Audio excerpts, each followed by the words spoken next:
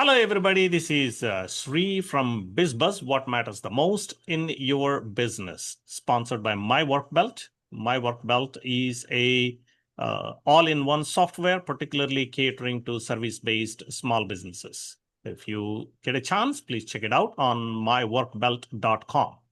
And today we have Craig Andrews. Craig is a principal ally at alliesforme.com, and they are master in marketing high trust, high ticket transactions. Check them out. Craig, how are you doing today? Sree, I'm doing wonderfully. I always look forward to our chats. I'm glad you enjoy our charts. Thank you very much for coming on board here. So, as we were talking in the green room, so I wanted to cover today what are the different pricing models? How do they affect the revenue coming in? How do the customers perceive those models? You had a recent experience, and I had recent experience. We were talking about it, and then we decided why not we share this in the podcast, right? So Yep. let's talk about it. What are the general small business owners' perspective on pricing when they release this is my pricings? Tell me what's your experience on that. Well, the general experience is when they see my pricing, they're like, "Wow, that's expensive," and I'm like, "Oh, and I get it. I get it. I have a business. I'm looking, when people come to me with, expenditures I have to make, I'm like, sometimes I look at it, I'm like, I believe it's worth every penny. I just can't afford it. I wish I could." Right.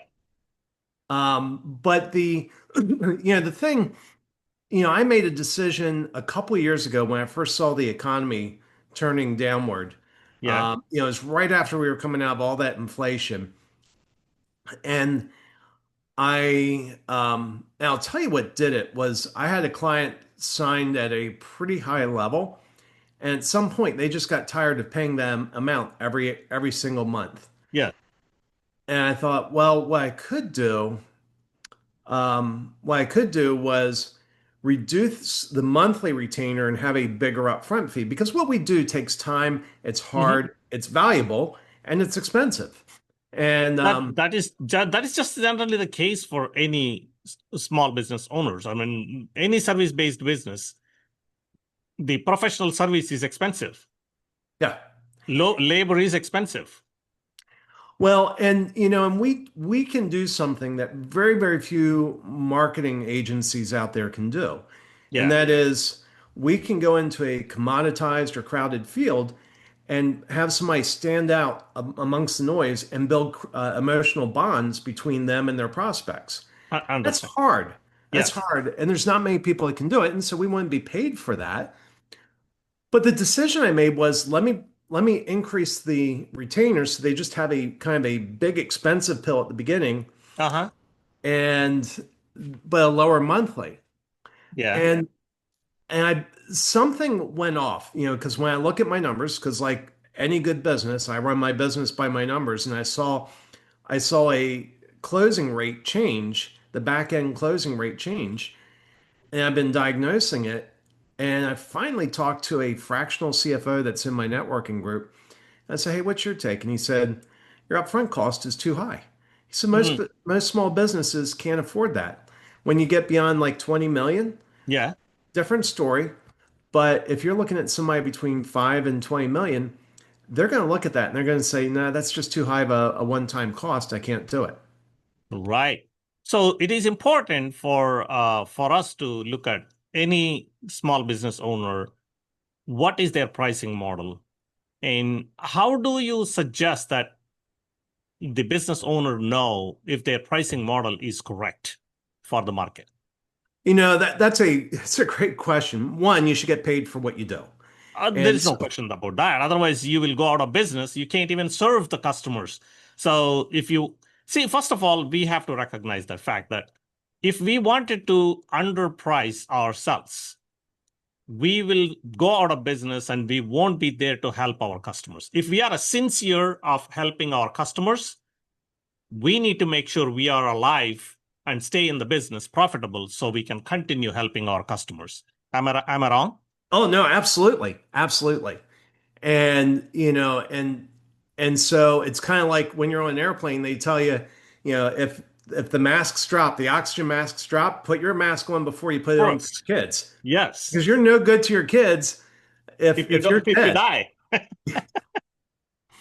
And so it's the same thing. That you bring up a great point, Shree, that it's the same thing for business. And so here's what I'm going to do. And it's funny, I've actually had an experience where I tested that and I got a surprising result. I had somebody recently decide to pay the higher upfront cost Yeah. to have the lower monthly cost. But here's where the answer came to me. First, I will say this, and I will say this firmly. If you are offering only one option, hey, you want to work for me? Here's the one and only option you have. You're hurting yourself. Correct. You're, you're hurting yourself because our brains are wired in a way that we need to compare. It's hard for us to make a choice unless we have something to compare it to. Right. And so if you're only giving them one choice, you're almost forcing them to go get competitive bids so that their brain can process and make that choice. I see. So the other option is I always recommend give somebody three pricing choices. Mm, And so what I did in this case recently was I gave them, I have one choice. It's a pricing strategy I call odd man out, where you have one thing that just doesn't fit and our brain immediately eliminates the one that looks weird, correct. that looks different than the other two. And then the other two were similar. One had a higher upfront cost and a lower monthly cost, and the other had a lower upfront cost but a higher monthly cost.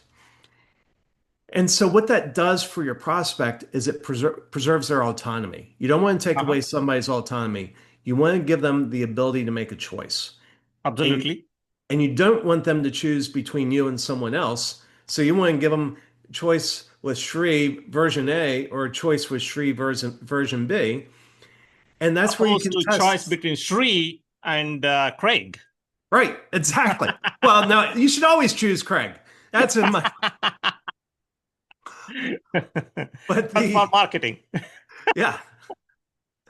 Uh, but so it does one thing, it preserves autonomy. And I think we've talked about that before Yes. about the importance of autonomy. You take away people's autonomy, and it's not going to go well for you. Um, so, yeah, you give them that choice, and it also gives you live feedback on what people are willing and want to do. Yeah. And so that's what I'm going to do.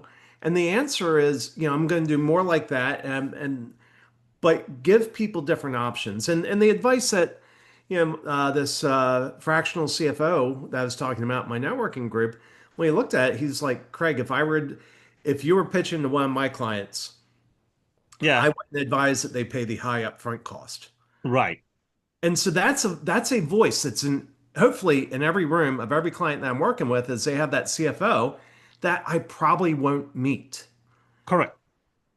And Well, but so at I the have same time, not every business has a CFO, whether it's a full time or fractional. It doesn't matter. But many of the companies they don't even have a CFO. All their CFO is CPA. yeah. The CPAs are not CFOs. But if anybody's looking at it through a lens of cash flow, Correct. if they have somebody advising them, and here's where it gets dangerous. If they have somebody advising the business owner, I'm sitting there, I'm talking to the business owner, and Right. there's a voice that's influencing his decision, somebody that I will never meet. Correct. Absolutely. And so I have to have an option in there that speaks to that voice that's advising the CEO. That's an incredibly powerful advice. Yeah, that's true. We all know that one of the most popular objection in selling any software, any services, or any product for that matter is, let me think about it, or Mhm. let me talk to my partner. But they Yep. won't disclose that they have a partner that they need to go with it as a buyer until they get the final pricing. And actually, my advice, this may be for a future talk, is you should never go into any negotiation as the final decision maker. And even if you are the final decision maker, you need a mechanism to remove yourself as the final decision maker. That will be another talk. Yes, that's a negotiation technique. That's a different story. But we are looking at the business owner's perspective. Hey, I'm trying to sell my services or product to my customers, and what are the pricing models that I'm looking at? But what you are giving is profoundly great statement that you should remove the possibilities of losing the autonomy. So you need to maintain and give consistently the autonomy to the customer who is able to make a decision by comparing them, right? Yeah. And now when you are giving them option to comparing them as multiple options to choose from, their brain is simply going at one you and one and only your proposals. There are multiple options you have available. If you Right. give them only one option to choose from you, they have no other choice but to go out in the market and find another choice. Now, if they found one choice, that's great. But what if they think about it? Oh, why not we get three different codes before we make a decision? Now your possibilities or probability of winning that business is down to 1/3. Yeah. Whereas if you are the business owner, if you are selling to a customer, you might as well give them three options, have them pick one. You have winning possibility 100%, opposed to give them one option, having your possibility of winning down to 1/3. And let me throw another boundary on there real quick because I know we need to wrap Sure, here. Don't offer more than three options absolutely. because it overwhelms the brain. And I'll give you a real quick story. My Correct. my wife and I had to go buy a new faucet for our kitchen sink, Yeah. and we're standing in Lowe's and we're looking at all these faucets. And I look at the look on her face, and because I study human psychology, I'm like, I know what's happening. She's overloaded. My job is to narrow her choices. And she was in complete vapor lock. She couldn't make a decision. I said, okay, look at just these five faucets here. Yeah. Yeah. Which of these five do you like best? Yeah. Yeah. She's like, this one. It's like, okay, look at these next five. Which of these five do you like best? She said, this one. Between this one and this other one, which do you like best? And all of a sudden, we were able to work through it very, very quickly. So That's incredible. when you give your clients too many options, you're going to overload their brain and they're not going to make a decision. They So don't. don't give them one, don't give them 10, give them three choices. And now one of those three choices should be an obvious no, no. Yes. Yeah. Now you're giving them a three choices, but you're actually giving them two choices. Right. Yeah. Right. Craig, always pleasure talking to you. A wonderful dialogue today. I really enjoyed our dialogue, and I hope audience are listening and being able to take away some valuable advice and that you can implement in your business process immediately. So these are tidbits that we are giving. I hope you enjoy these tidbits and come back to us. And if you have not subscribed to our channel yet, please subscribe to our channel, like our episodes, and share them with your family and friends who are in the business. Thank you very much. And until next time, bye now.